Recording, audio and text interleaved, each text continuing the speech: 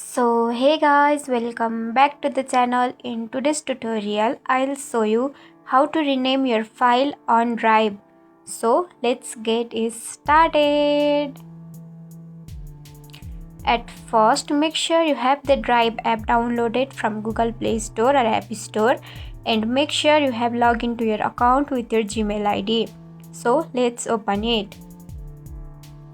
So this is the file whom I want to rename it. So tap on three dot here, then you can see the option called rename. Click on it and you can type your file name. I am typing mine and click on rename. So your file has been updated as mine, and that's it. If you found this tutorial helpful, don't forget to like, subscribe and hit the bell icon for more easy tutorials.